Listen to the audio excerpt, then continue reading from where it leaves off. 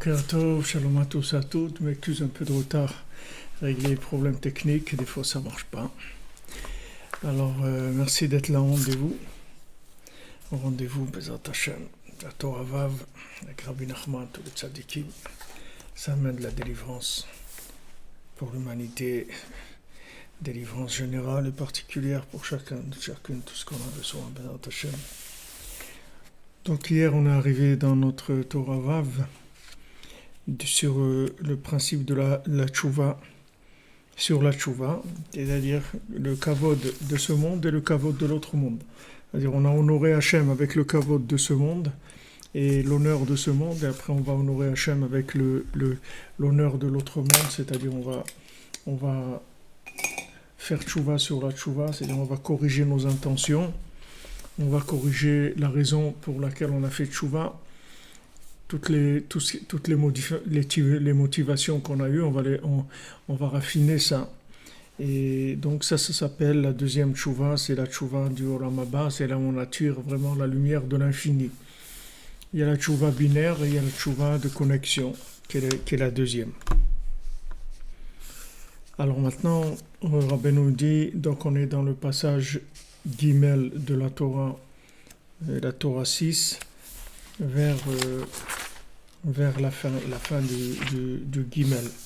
Veze shomer HaKadosh Baruch Hu, ele asita vecherashti dimita eyot eye kamocha. Alors HaKadosh Baruch Hu, il dit ça dans les psaumes. Ele asita vecherashti, tu as fait de telles actions et je me suis tu. Alors tu aurais pu penser que je suis comme toi. C'est-à-dire que maintenant, quand Kadosh Baruch Hu ne réagit pas, ne dit rien par rapport aux fautes de quelqu'un, il faut savoir que c'est pas parce que Hachem il est maintenant en train de faire le système dont on a parlé de la tchouva, de équier. C'est pas comme ça que Hachem il va être équié. C'est pas parce qu'il se tait par rapport à nos fautes que ça on interprète par équié. Qu'il a Adam à l'idée chez Macharish naase prinat équié. Parce que l'homme, par le fait qu'il se tait, alors il devient équié. Comme on a vu que maintenant, une fois qu'on a reçu l'appel de la tchouva, qu'on a répondu présent, qu'on s'est engagé, on nous demande d'attendre. Donc pendant cette période d'attente, on va recevoir des affronts. Ces affronts ils vont nous permettre de pouvoir libérer notre cœur, de pouvoir purifier le côté gauche du cœur, de manière à ce que le côté droit puisse se mettre en place et recevoir le message divin, la connexion divine. Donc ça va se passer au niveau au niveau du fait qu'on va se taire et accepter les affronts. Donc quand on accepte les affronts, c'est comme ça qu'on va devenir. Mais maintenant, est-ce que Hachem, quand il accepte nos fautes, c'est-à-dire quand maintenant on faute par rapport à lui, est-ce que lui maintenant c'est la même chose? Mais il dit que non. Quand Kadosh Baruch Hu se tait par rapport à l'homme, c'est-à-dire que il ne réagit pas par rapport aux fautes de l'homme, c'est pas comme ça que Hachem, c'est pas pour exister. Et ça, c'est pas, on peut pas penser à une chose comme ça, que Kadosh Baruch Hu il va se taire par rapport à nous, parce qu'il va exister par rapport aux fautes que nous on fait quand on lui fait honte. À dire ça, pourquoi Hachem il dit rien? Parce qu'il va régler les comptes dans l'autre monde, pas dans celui-là. Chez Az Mesadrim Le'enav Avonotav, que dans l'autre monde, on va tout présenter à la personne, toutes les erreurs qu'elle a faites. Riachoto Alpanav, et à ce moment-là, Akadosh Baruch Hu, il va lui faire des reproches, c'est-à-dire il va tout lui amener devant lui. Et ça qui est écrit, je te reprimanderai et je vais étaler tes méfaits devant toi. Donc Rabbeinu dit, il amène quelque chose ici, cette notion-là, que maintenant, il ne faut pas imaginer que quand Hachem ne réagit pas par rapport aux fautes de l'homme, il ne faut pas croire que c'est parce qu'il y a besoin de combler un certain manque chez Hachem, et par rapport à ce manque-là, alors Hachem il dit rien. Il n'y a pas cette notion-là. C'est-à-dire que maintenant, pourquoi Hachem il réagit pas? Pourquoi Hachem ne réagit pas? Quand quelqu'un faute, pourquoi Hachem ne réagit pas? Quelle est la raison? Pourquoi Hachem ne réprimande pas la personne? Normalement, Hachem il devrait réprimander tout de suite la personne. Pourquoi il ne réprimande pas tout de suite la personne? Parce qu'il va lui réprimander dans l'autre monde. C'est-à-dire ce qu'il a réglé avec lui, il va le régler dans l'autre monde. Pourquoi Rabbeinu l'amène ça ici? Qu'est-ce que ça vient faire ici? C'est-à-dire pourquoi Rabbeinu nous parle de ça ici? On était en train de parler de la tchouva sur la tchouva, du kavod d'Hachem, de diminuer notre kavod, de supporter les affronts, de révéler l'honneur d'Hachem et d'un progrès. Pourquoi maintenant il vient nous dire que quand Hachem il se tait et il dit rien, c'est pas parce que Hachem il a un problème d'exister. C'est pas du tout ça. Seulement Hachem il va pas lui faire de reproches dans ce monde, il va lui faire les reproches dans l'autre monde. Est-ce que maintenant c'est bien ça que Hachem il va lui faire des reproches dans l'autre monde? Est-ce que c'est bien que maintenant la personne soit tranquille ici et après il va lui faire les reproches dans l'autre monde?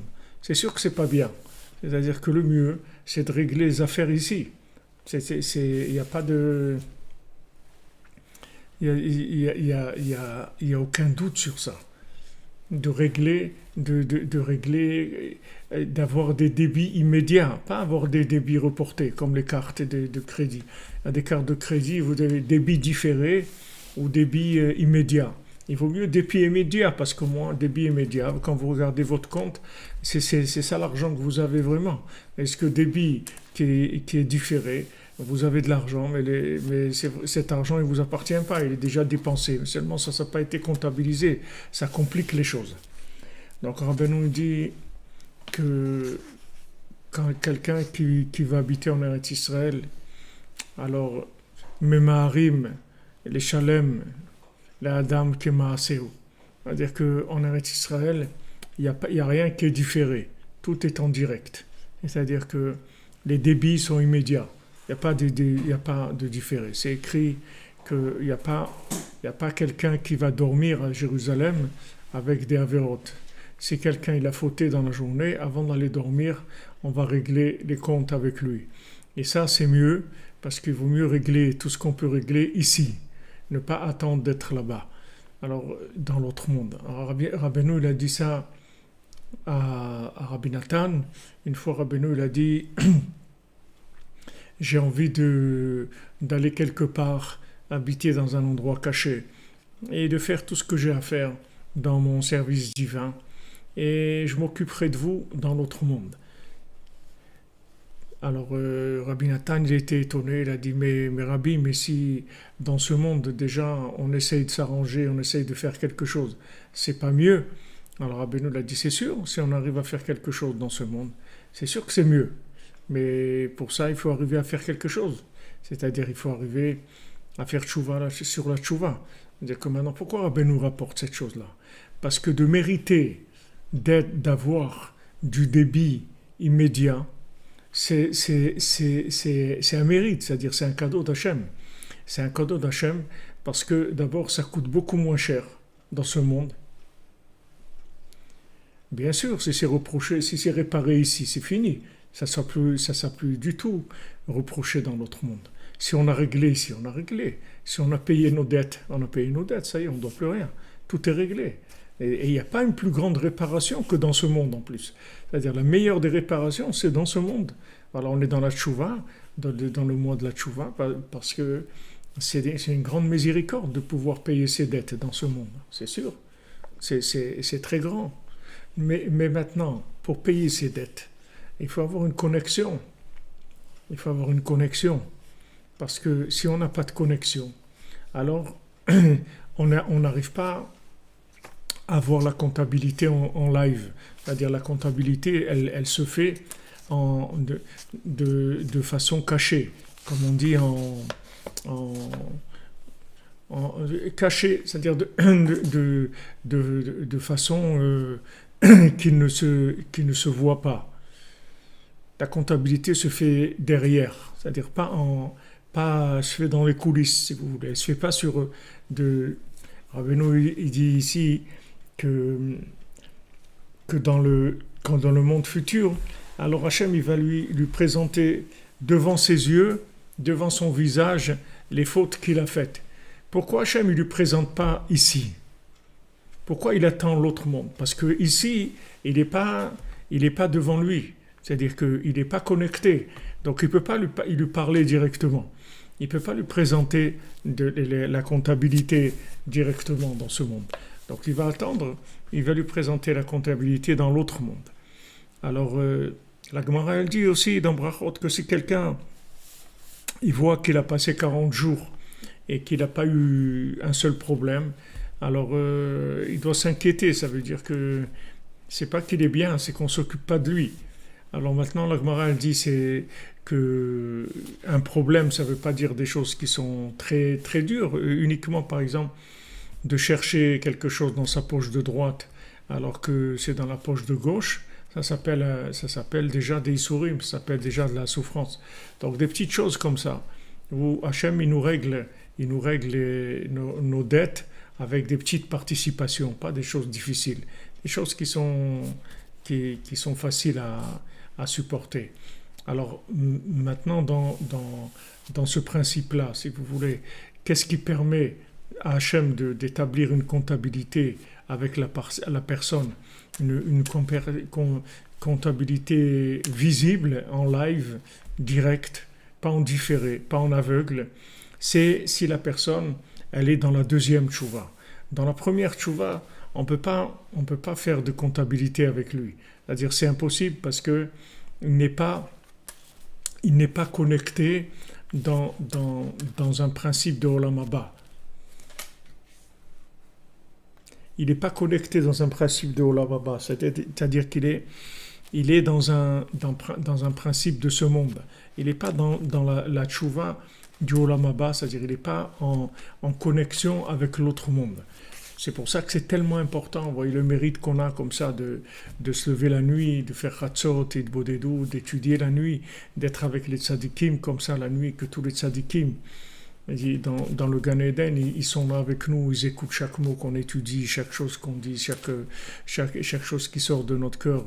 Là, elle s'est entendue par tous les tzadikim qui se trouvent dans le Gan Eden. C'est très très important parce que cette connexion-là, elle permet de régler les choses, d'avoir un rapport avec Hachem en live, en direct. C'est-à-dire que de pas attendre après. Donc c'est pour ça que Rabbeinu il rapporte ça ici. C'est-à-dire qu'il dit, regarde, quand Akash Baruch Hu, il te dit rien, il fait pas de reproche, c'est pas parce que maintenant il se tait pour exister, pour pouvoir exister. C'est-à-dire que, vous savez, dans les rapports humains, c'est comme ça des fois. Des fois, vous êtes dans une situation avec des gens proches, des fois des gens très proches, de la famille ou des fois des amis, et vous voyez que vous pouvez pas dire ce que vous avez à dire parce que ça va fausser, ça va brouiller les rapports. Vous voyez que les gens ne sont pas capables d'entendre ce que vous avez à leur dire. Donc vous ne dites rien, c'est tout. Vous ne dites rien pour conserver le rapport avec la personne. Pour conserver ce rapport-là, alors vous préférez ne rien dire parce que au moins vous entretenez une atmosphère d'amitié, une atmosphère normale. Tandis que si maintenant vous commencez à dire quelque chose et que cette chose-là, elle ne va pas être acceptée parce que les gens, ils n'ont pas du tout la force d'entendre des reproches ou ils ne sont pas prêts du tout à accepter le moindre reproche. Donc vous dites rien du tout pour conserver le rapport avec les gens. Donc quand Hachem, il dit rien, c'est pas parce que c'est pas parce qu'Hachem il va maintenant attendre d'exister, c'est-à-dire qu'il n'a pas, c'est pas un moyen pour lui d'exister. Nous, c'est pour nous qu'on dit rien, qu'on reçoit un affront et qu'on dit rien, c'est pour pouvoir exister. Mais Hachem, quand on faute par rapport à lui, c'est un affront qu'on lui fait, parce qu'une faute, c'est un affront à Hachem. C'est comme si on dit à Hachem que ce qu'il a demandé, ben ça ne nous intéresse pas, on n'en tient pas compte. Donc c'est un affront qu'on fait à Hachem. Mais donc Hachem, il dit rien. Mais quand il dit rien, c'est pour pouvoir exister. C'est qu'il dit rien parce qu'il peut pas dire maintenant, sinon la personne, elle va pas exister.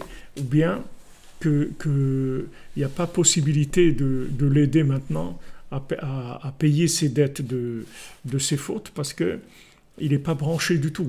Donc on peut pas du tout lui faire la comptabilité. Donc on attendra qu'il soit dans l'autre monde et à ce moment-là, on lui présentera tout le dossier de A à Z.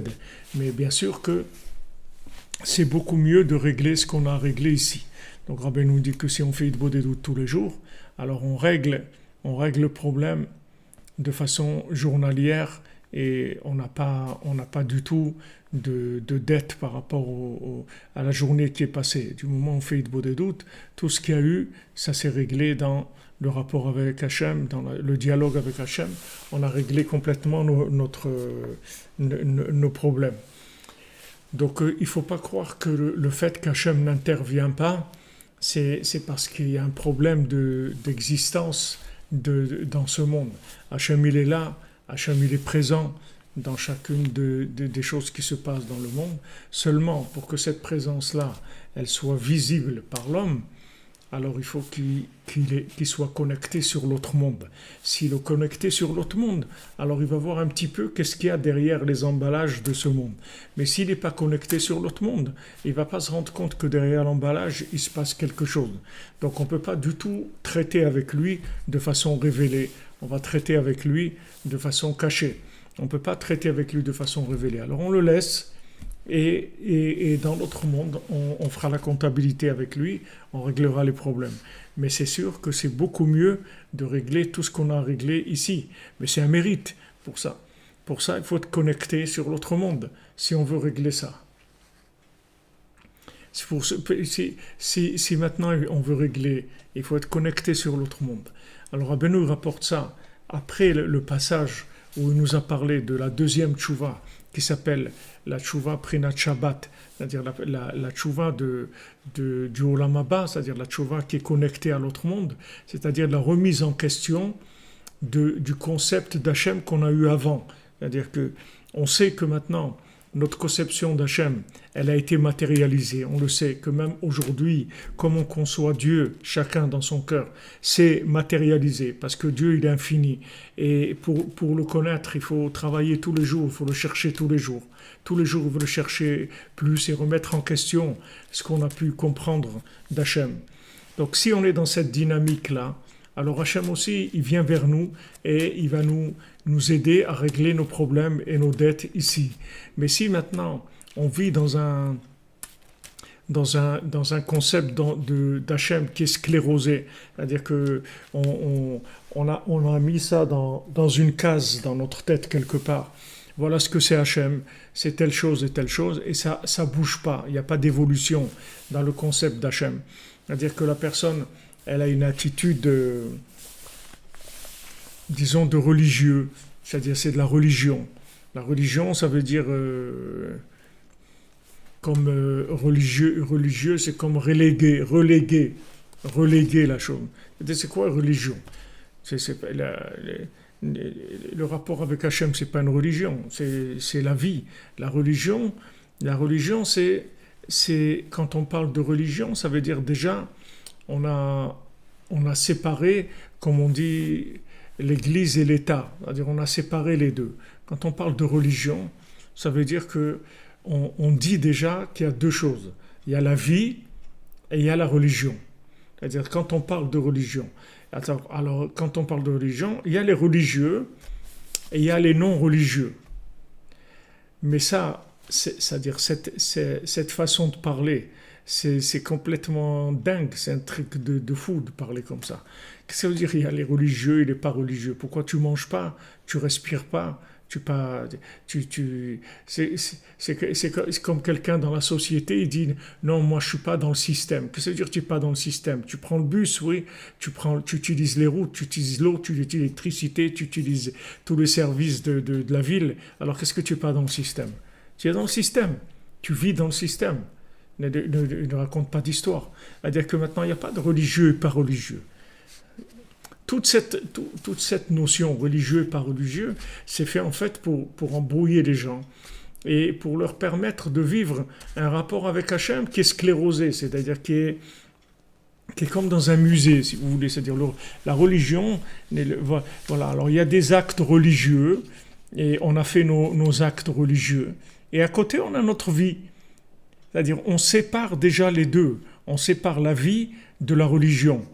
On dit il y a la religion, il y a la vie. Et ça, c'est complètement faux. Il n'y a pas deux choses. Il y a une seule chose. Il y a Hachem, c'est tout. Il n'y a rien d'autre. Il n'y a pas maintenant je fais ma vie. Qu'est-ce que ça veut dire que tu fais ta vie? Il n'y a pas tu fais ta vie. Hachem, il t'a mis ici et il va t'enlever d'ici.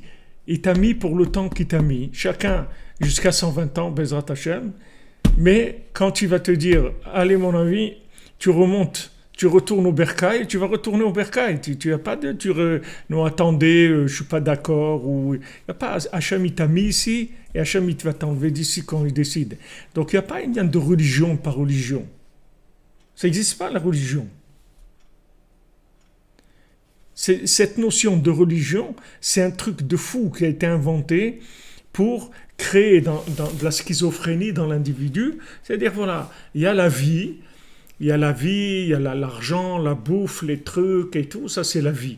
Et il y a la religion, c'est-à-dire on fait la prière, on fait attention, on mange kasher, on fait le mitzvot bnei noir, on fait ça et tout. Et il y a la vie aussi, c'est-à-dire il y a ça et il y a ça. C'est-à-dire toute la notion de religion, elle a été mise dans le monde pour permettre la schizophrénie, c'est-à-dire la double vie.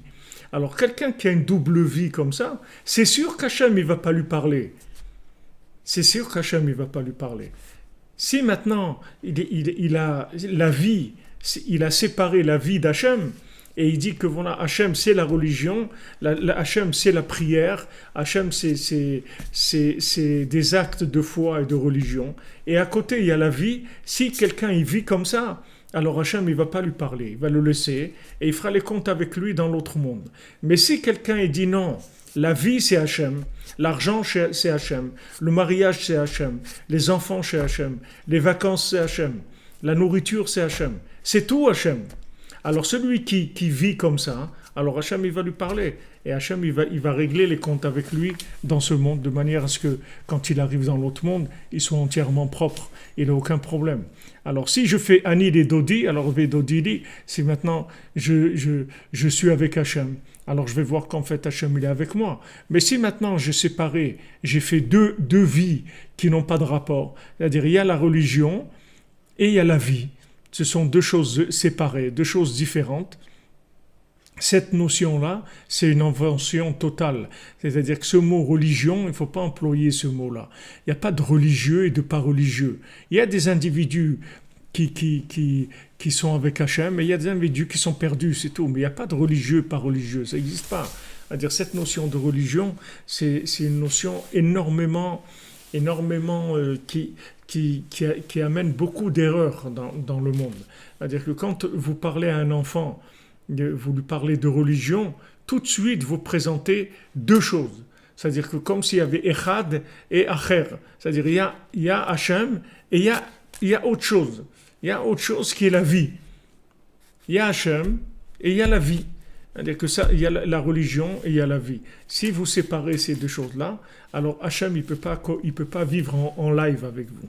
C'est-à-dire il peut pas faire une comptabilité qui est en direct. il est obligé de faire une comptabilité en différé dans l'autre monde. Parce qu'il n'y a pas un rapport qui permet ça. Donc, c'est pour ça que Rabbeinu, il rapporte cette notion-là du rapport avec Hachem, de façon qu'Hachem, il montre, il emploie ici le mot Mesadrim les Enav avonotav.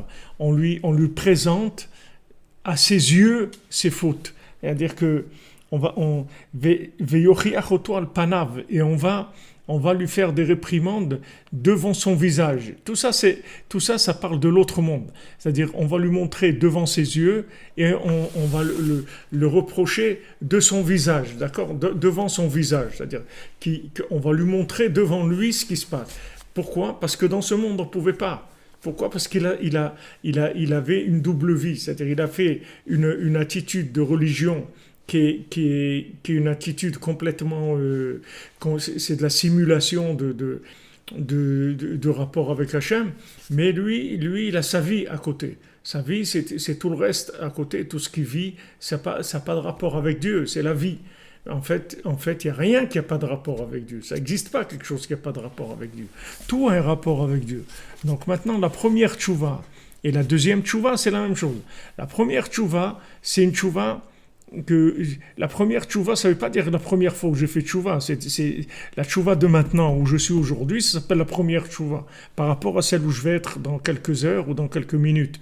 C'est-à-dire que je vais me lancer dans un concept d'Hachem plus grand que celui que j'ai maintenant. Donc cette première tchouva-là, du moment où je matérialise la compréhension, je crois que j'ai compris quelque chose, alors je me suis enfermé, et Hachem ne peut pas me parler, Hachem ne peut pas me montrer mes fautes, parce que je me suis enfermé dans une logique. Comme on dit, il n'y a rien qui s'oppose à la compréhension comme la connaissance. C'est-à-dire, ce qui vous empêche de découvrir des nouvelles compréhensions, c'est ce que vous savez. Mais si vous saviez que ça, vous ne savez rien du tout, alors il n'y a aucun problème, vous allez chercher à comprendre tout le temps. Et vous allez être en éveil permanent. Mais si maintenant, vous croyez que vous avez compris, alors vous allez vous endormir sur vos lauriers. Donc la première tchouva, c'est la matérialisation du concept d'Hachem. Mais il faut faire attention, c'est-à-dire cette matérialisation, on en a besoin, parce qu'on a besoin de faire des choses, on a besoin d'agir, on a besoin de faire des choses. Donc on a besoin d'avoir des concepts qu'on a compris, qu'on maîtrise, etc. Mais il faut tout de suite les lancer en avant et les remettre en question tout le temps. C'est-à-dire qu'il ne faut jamais avoir des compréhensions qu'on estime qu'on a compris à 100%. La compréhension, la plus grande compréhension qu'on a, ça peut être maximum 50%, mais pas plus. On ne peut pas attribuer plus à notre compréhension. Donc la première tchouva, c'est le concept d'Hachem que j'ai aujourd'hui, maintenant, là, dans mon cœur. Ça s'appelle la première tchouva. Si je reste là-dedans, Hachem ne peut pas s'adresser à moi. Donc c'est pour ça qu'il vient devant Adam Arishon, il lui dit « Où tu es ? Où tu es ? Ayeka, où est-ce que tu es ? Echa, Echa. » Comme Rav Ben Nachman dit, Ayeka c'est Echa. Echa dans la Megillat Echa, c'est-à-dire les keynotes qu'on fait à Tisha B'Av, qu'on dit Echa, où est-ce qu'on est arrivé? Où il est Hachem? Où on est arrivé? Dans le premier conte, quand la princesse s'est perdue, il se réveille, il dit Echa nani ba'olam, où je suis dans le monde? Je me suis endormi 70 ans. J'ai dormi 70 ans. Le cerveau, il est endormi, la personne, elle est complètement, elle est pas consciente de ce qui se passe avec elle. Donc Hachem ne peut pas s'adresser à lui. C'est impossible. Impossible. Comme elle lui dit, tu peux pas me faire sortir d'ici. Avec le concept que tu as de moi aujourd'hui, tu peux pas me faire sortir d'ici. Si tu veux me faire sortir d'ici, il faut que tu cherches. Mais là, de venir avec ce que tu sais de moi pour l'instant, tu ne peux pas me faire sortir. C'est-à-dire que maintenant, si tu veux que Hachem il te permette de te rendre compte des fautes que tu fais, comme Rabbeinu dit sur une des Torahs de Elul, la Torah 141, si quelqu'un il a le mérite qu'il va ressentir la douleur de ses fautes. C'est un mérite de ressentir qu'une faute ça fait mal. Il y a des gens, ça leur fait pas mal du tout les fautes, ils ont pas de problème. Ça les dérange pas. Ça ne les dérange pas du tout. C'est-à-dire, pour arriver à ressentir la douleur d'une faute, c'est un niveau, c'est un cadeau d'Hachem. Donc, si maintenant, et vous voulez que Hachem, il vous présente les comptabilités tous les jours et il vous permette de régler le problème tous les jours, il faut avoir une recherche. Cette recherche-là, la remise en question de la matérialisation du concept d'Hachem, c'est ce qui permet l'intervention d'Hachem dans notre vie. Et à ce moment-là, Hachem, il peut s'exprimer et nous dire ce qu'il a à nous dire. Donc c'est pour ça que Rabbeinu dit que quand Hachem il se tait, c'est pas parce que maintenant en se taisant, il va pouvoir exister. C'est pas du tout ça. Ça c'est valable pour nous. Quand nous taisant, on va pouvoir exister. Mais Hachem, c'est pas quand il se tait, c'est pas parce que maintenant il a un problème d'existence. C'est que Hachem il peut pas faire autrement que se taire parce que on lui a pas on s'est pas connecté à lui. Donc il faut pas croire qu'il se tait. Tout il va nous présenter, mais il présenter le moment venu. Le moment où maintenant on sera sorti de la matérialisation des choses, on sera dans l'autre monde. Alors là, il présentera à nos yeux et devant notre visage toutes les choses qu'on a faites dans ce monde. Mais c'est sûr qu'après, c'est très très dur à vivre. C'est-à-dire il vaut mieux régler tout ici. Mais pour régler tout ici, il faut faire tchouva sur la tchouva. Donc c'est pour ça que Rabbeinu conclut, c'est-à-dire que ce passage-là, c'est-à-dire ce passage Gimel, avec cette notion-là. Et au début, quand vous lisez l'enseignement, vous ne pouvez pas vous rendre compte de ça, parce que ça a l'air comme un cheveu dans la soupe, comme ça, cette notion-là. Elle vient comme ça, elle n'a pas l'air d'avoir un suivi dans l'étude. Elle vient comme ça, que voilà, quand Hachem il se tait, en fait, c'est pas parce que lui, il a besoin de faire tchouva ou d'avancer, c'est uniquement parce que il va présenter à la personne tous les comptes dans l'autre monde. Donc, vous ne comprenez pas trop comment ça rentre dans le suivi de la Torah, comment c'est connecté avec l'enseignement. Mais là, Hachem, vous voyez, c'est quelque chose qui rentre complètement dans ce qu'on a étudié jusqu'à maintenant. Alors, Rabbeinu nous dit que chez Rotse Adam l'eler bedarkei tchouva. Donc maintenant, passage d'Alet, Rabbeinu va nous rentrer dans de la technique de la tchouva déjà. Maintenant, il va nous apprendre comment c'est techniquement la tchouva, c'est-à-dire de quoi on a besoin, quelles sont les techniques qu'on a besoin pour pouvoir faire tchouva. Alors Rabbeinu dit que chez Rotse Adam l'eler bedarkei tchouva. Quand quelqu'un veut aller dans les chemins de la tchouva, alors notez bien l'expression que Rabbeinu il emploie. Il dit pas quand quelqu'un il veut faire tchouva. Il dit quand quelqu'un il veut aller sur les chemins de la tchouva. Donc le Sipurim Masiot il commence avec ça. Rabbeinu dit Baderer siperti maaseh, sur le chemin j'ai raconté une histoire, que tout celui qui a entendu cette histoire, il a eu une sensation de repentir. Il a eu une émotion de repentir, c'est-à-dire il s'est repenti. Donc Rabbeinu dit, sur le chemin, j'ai raconté une histoire, que tout celui qui l'a entendu, il a eu une pensée de repentir. Donc ça se passe sur le chemin. Donc Rabbeinu dit, quand quelqu'un il veut aller dans le chemin de la tchouva, pourquoi Rabbeinu il emploie ça? Parce qu'on en a déjà parlé, mais vous allez voir ici de façon très très claire et très profonde comment derrière le mot chemin, c'est 2 fois baki, c'est-à-dire d'être expert en montée et en descente. Cette double expertise-là, c'est-à-dire ce professionnalisme dans la tchouva, de comment faire quand je suis en haut et comment faire quand je suis en bas, ces 2 expertises-là, ça donne la valeur numérique de derer. Baki plus baki, ça donne la valeur numérique de derer. Donc Rabbeinu, il emploie bien les mots ici de quand quelqu'un veut aller sur les chemins de la tchouva. Qui dit aller sur les chemins de la tchouva, ça ne veut pas dire qu'il a fait tchouva. Il est sur les chemins de la tchouva. I'm on the way. I'm on the way, c'est tout. C'est-à-dire, voilà, je prends on my way. C'est-à-dire, je suis en route. On my way. My way, voilà, j'arrive, les amis, j'arrive. Je suis en route. Voilà, je suis sur la route de la tchouva. Je ne peux pas dire que j'ai fait tchouva.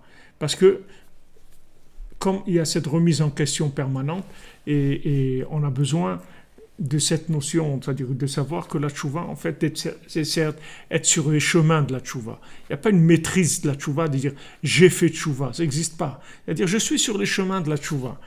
Donc maintenant, je vais avoir des montées et des descentes par rapport à ce qu'on a vu avant. C'est-à-dire que la descente, elle est indispensable pour dématérialiser la montée. Parce que quand on monte, on ne peut pas s'empêcher de matérialiser. On ne peut pas s'empêcher de matérialiser. Dites à quelqu'un qui est riche de ne pas utiliser sa richesse, de vivre comme quelqu'un de très moyen. Il ne peut pas. Il a de la richesse. Il va vivre comme un riche. Il ne peut pas vivre comme un pauvre ou quelqu'un de moyen. Il va utiliser ce qu'il a.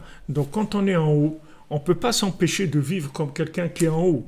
Et donc quand on est en haut et qu'on vit le côté d'en haut et qu'on ne le remet pas en question, alors on est en train de préparer la descente déjà.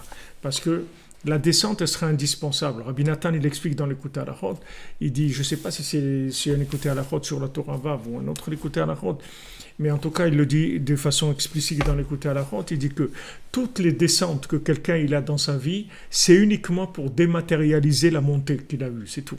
Sinon, il dit que si quelqu'un, il avait cette expertise-là, c'est-à-dire s'il était expert en montée, qui savait que dans la montée, il ne matérialise pas la montée et il n'aurait jamais besoin de descendre.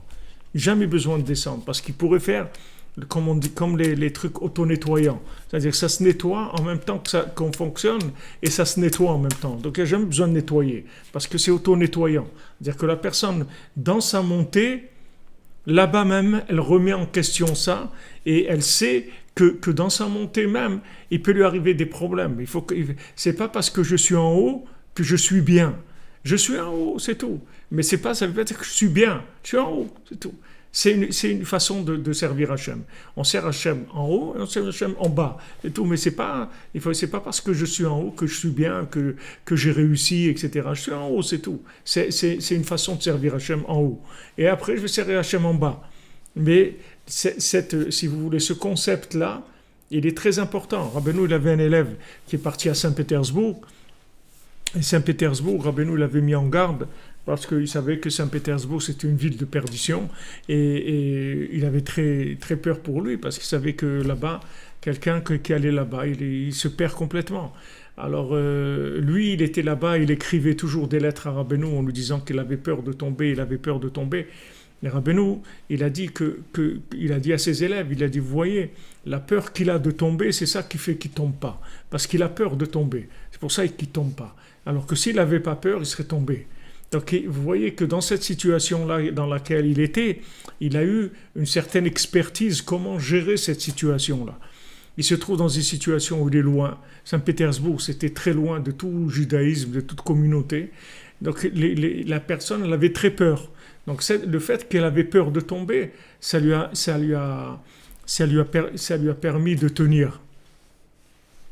Et une fois, je me souviens, j'étais en Guadeloupe avec un ami et il faisait très très chaud comme ça. Je sais pas, il dit, maman, je suis très très chaud. On avait été pour notre communauté de Breslev, d'Aix-les-Bains avec le Rav Besançon Chéré. On avait été là-bas pour demander de l'aide à la communauté en Guadeloupe et donc j'étais avec un ami et on n'avait pas, dans la journée, on n'avait pas été au mikvé, on ne savait même pas s'il y avait un mikvé ou pas. Alors mon ami, quand c'est arrivé la nuit et tout, alors il m'a dit, viens, on va aller, c'est la nuit maintenant, on va aller à la mer, on va faire le mikvé, on n'a pas fait de mikvé. Alors je lui dis, tu sais c'est quoi le mikvé ici? Tu sais qu'est-ce que c'est le mikvé d'ici? Je sais pas où on était, à Pointe-à-Pitre, ou je sais pas où on était. Il dit, tu sais le mikvé d'ici c'est quoi? C'est de ne pas aller au mikvé, c'est ça le mikvé d'ici. Alors il a compris de quoi je voulais parler. C'est-à-dire que c'est vrai d'aller à la mer pour se tremper, etc. C'est mikvé et tout. Mais dans les conditions qu'il y avait là-bas, c'était trop exposé, trop dangereux. On ne sait pas sur quoi on peut tomber, on ne sait pas ce qui peut se passer, etc. Donc c'est trop risqué. Donc le mikvé de là, c'était de ne pas y aller, c'est tout. Ça s'appelle de la bekiout. Ça s'appelle de l'expertise. Comprenez? Parce que les gens qui ont pas ça, alors ils se rendent pas compte qu'en fait, c'est les Yetzirah, il rentre et il s'habille en mitzvah, soi-disant. Il dit, ouais, maintenant tu vas aller au mikvé, etc. Super, c'est important, tu n'as pas été aujourd'hui au mikvé et tout. Il faut faire attention, parce que les Yetzirah, ils s'habillent dans les mitzvot. Donc, c'est pas parce que ça se présente comme une mitzvah qu'on doit le faire. Il faut réfléchir. Il faut avoir cette expertise-là. Donc, comme on dit, c'est pas tout ce qui brille qui est or. C'est pas parce que ça brille que c'est de l'or. Ça peut être autre chose que de l'or. Donc ça, je vous donne un exemple de Bekiout, ce qui s'appelle l'expertise. Il y a expertise en montée, il y a expertise en descente. C'est deux expertises. Donc Rabbeinu dit, celui qui veut aller sur les chemins de la tchouva, c'est-à-dire voilà, il rentre en route, c'est-à-dire il se met en route, c'est-à-dire il va participer au concours de la tchouva. Il rentre, allez, on y va, on va essayer.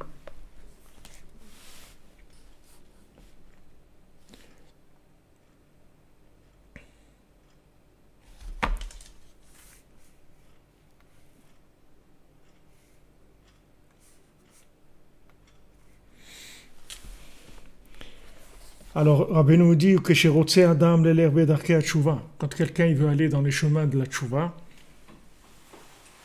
Tsarich liot baki ba'alacha. Il doit connaître la halacha. Donc, baki, ça veut dire expert. Quelqu'un qui est baki, c'est quelqu'un qui maîtrise parfaitement, qui connaît bien la halacha, c'est-à-dire il connaît les règles du jeu. Il connaît les règles. Donc il doit avoir deux expertises. Il doit avoir deux sortes d'expertise. Hainu baki beratso, baki beshov. Il doit avoir l'expertise de la montée, c'est-à-dire du fait d'aller vers le haut, et il doit avoir aussi l'expertise du retour.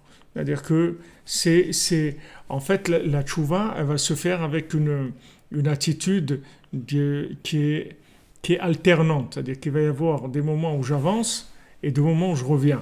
J'avance, je reviens.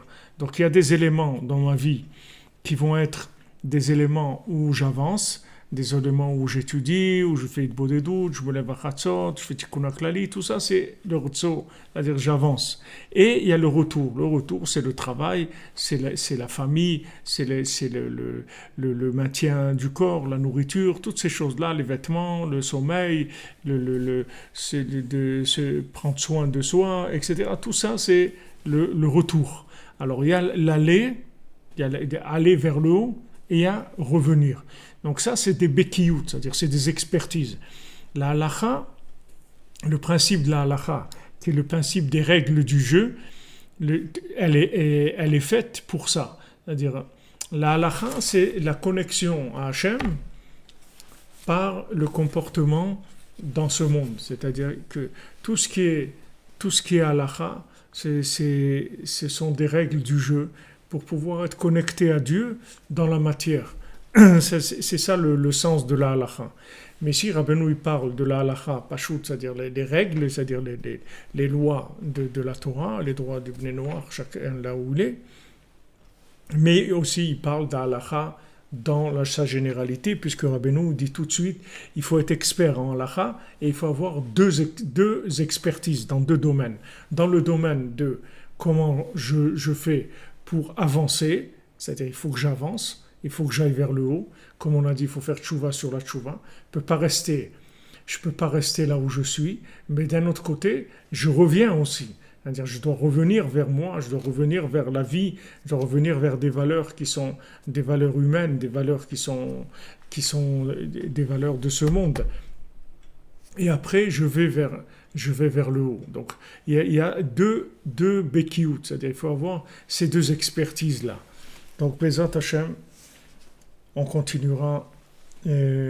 Maintenant, ça va nous mener à Motzei Shabbat, puisque ce soir, Bezat Hashem, on fait le cours sur la Torah Vav, mais dans l'écouter à la Chot, le cours habituel du jeudi soir à 3h. Et Motzei Shabbat, Bezat Hashem, on reprendra à 4h30, plutôt 5h moins quart, l'étude sur la Torah Vav, Bezat Hashem. Voilà, Be'atzlacha. Bien sûr, vous vous demandez si les problèmes de santé, c'est pour régler ses dettes. C'est bien sûr, c'est que pour ça même. C'est pas fait pour autre chose.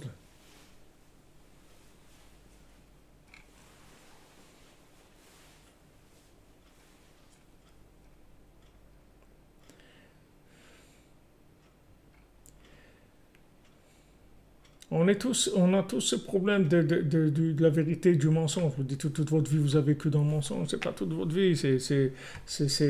Le mensonge, c'est une préparation à la vérité. La vérité qu'on a aujourd'hui, c'est du mensonge par rapport à celle qu'on va découvrir. Le principal, c'est d'être en mouvement, c'est tout. Le principal, c'est pas de scléroser. Si on sclérose, alors c'est terminé. Il faut être en mouvement. Tant qu'on est en mouvement, alors il y a de la vérité, il n'y a aucun problème. On va vers la vérité. On va vers la vérité.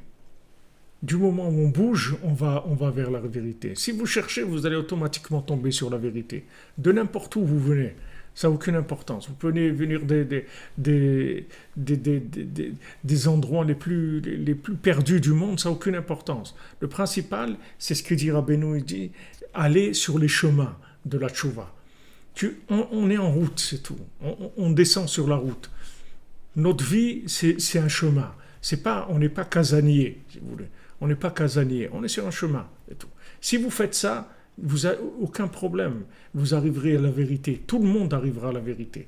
Si les gens, ils n'étaient pas casaniers, ils arriveraient à la vérité. Le problème, c'est que les gens, ils sont casaniers, ils s'enferment dans ce qu'ils ont et ils ne vont pas sur la route. Mais si les gens, ils vont sur la route, ça avance. Merci les amis, merci à vous, merci d'être là. Et voilà, on continue, Baruch Hashem. C'est merveilleux de voir comme ça des gens se lever la nuit pour étudier. C'est une merveille, c'est une merveille. Quelle joie Hachem il a de ça. Rien que ça suffit pour qu'Hachem il amène le Mashiach. Qu'est-ce qu'il attend de plus? Voilà, des gens comme ça, tous ces gens qui sont là, tout le monde, des gens sincères, qu'est-ce qu'ils vont faire? Il n'y a personne qui va vous remettre la médaille ni de la mairie de Paris, ni du Goncourt, ni rien du tout. Vous êtes là parce que vous avez envie d'être là pour Dieu, pour la recherche de la vérité, c'est tout. Rien que ça suffit pour amener le Mashiach. Qu'est-ce qu'il y a besoin de plus? Qu'Hachem, il nous délivre, Bézant Hachem, dans la joie. Merci pour tout. Merci de votre aide, votre soutien, de vos encouragements, de votre participation. C'est magnifique. Merci beaucoup.